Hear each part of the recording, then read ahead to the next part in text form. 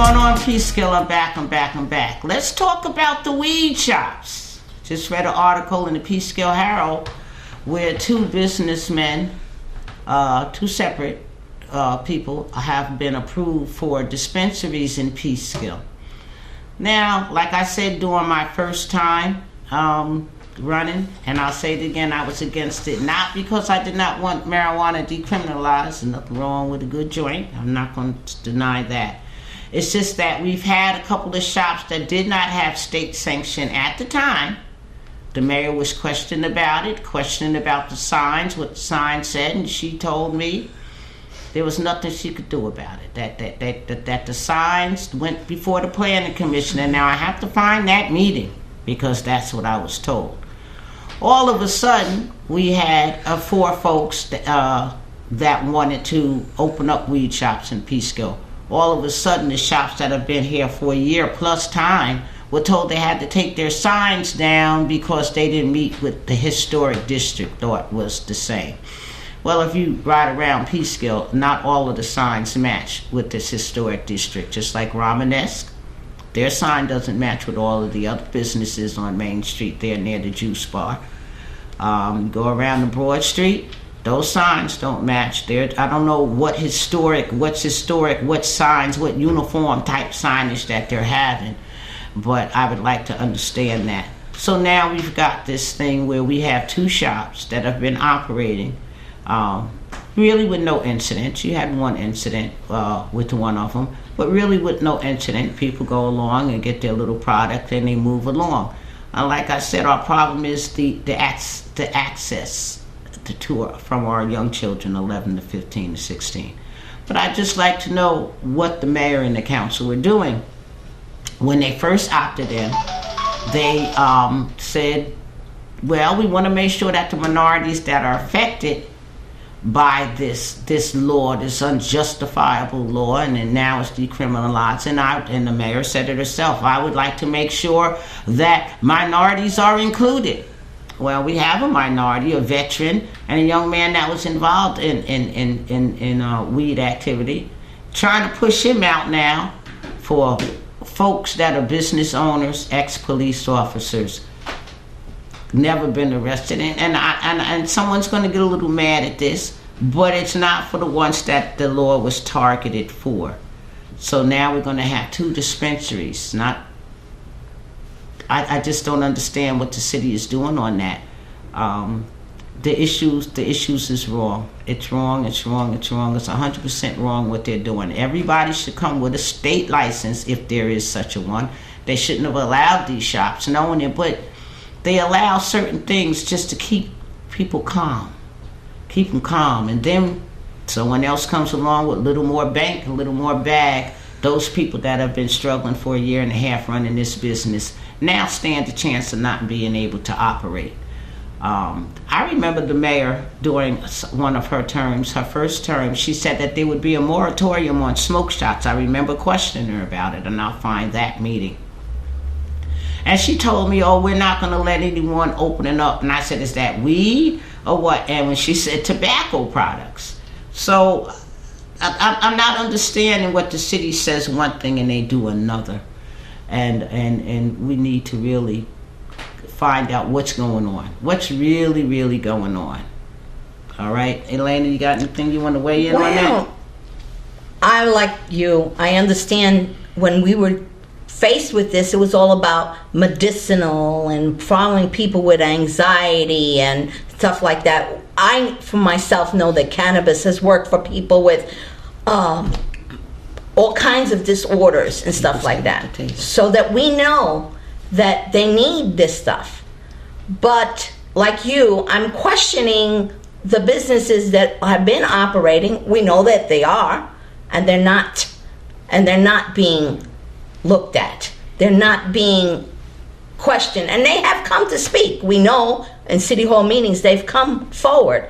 So yeah, I agree with you. If the law is the way it was established, then why are these people all of a sudden being pushed aside? It makes you think, what is really going on? Well, you have to follow the money. You follow the money. You look at the investors, particularly one of them, long money, old money.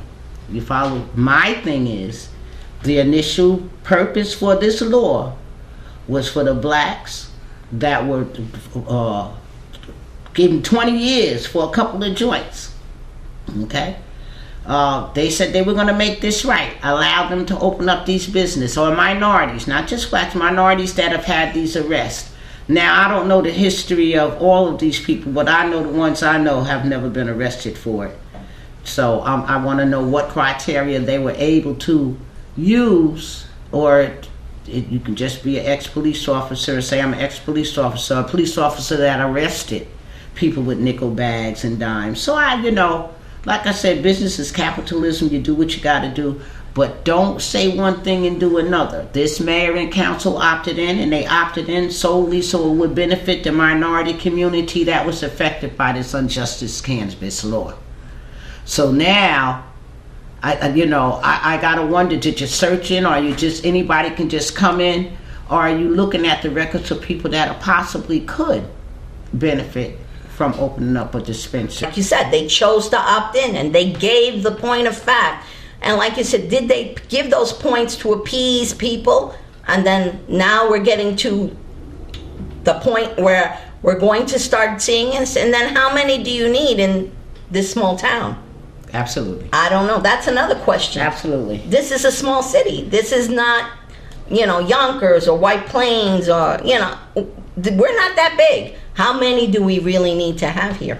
Well, you talk about we're not that big, but with all of these so-called affordable housing building, this is cities 4.5 miles around. Okay. Now every green space in the city, they're shoving a development in. Yeah. Claiming it's affordable. Selling that false hope of everybody, thinking that they can go live in one of them nice shiny buildings that they're building, which is not true. Housing is a big issue for Peace-Skillians, people that have been here all of their life. Okay? And they have to settle for subpar housing because they don't actually qualify for a lot of these new projects that are going up. The Baltic project, like someone quoted at the meeting, and it's true. You have, 80 apartments and 1,700 applications, and a majority of those people that live in that Baltic project on Main Street are not Peace-Skillians. So you've overlooked a whole bunch of people for a whole bunch of newcomers to come. And we're still waiting. They're still breaking the door down to get into Bowman Towers because there is just nothing affordable. And I agree with you. I've been here over 36 years, and there's a whole generation of young people that are going to not be able to be here with their families because of this 10% rule. Is it what I'm understanding? It doesn't really work. And where are the jobs? Where are the jobs? These young people can't stay here. This whole generation of people, 30 and 40, are coming from somewhere else. And I don't think that's right. Well, it makes me think that's why they opted in, because it appears to me everybody just does not give a big fat F. This is the way these young people are looking at it. I hear the Youth Bureau has OSHA programs. I still don't see them out here getting these OSHA certifications. Speaking of OSHA, everybody, as you know, the mayor is breaking ground on her property. And I understand that she's interested in hiring folks from the community with OSHA certificates or that are just willing to work. So we're going to hold the mayor to that one and see what she can do, because jobs are scarce. However, people have to be willing to do what they have to do to get the job. Now, if she does put out something and there's an OSHA class that these folks can take them. Take the opportunity. Learn how to do something, because you have to be able to sustain yourself. There are a lot of these free programs that are coming up are losing money. All that free money is over with. Well, I don't know. It's election time, isn't it, in November, 8 months. We're going to talk about that later. We'll just that's do another, the best that we can.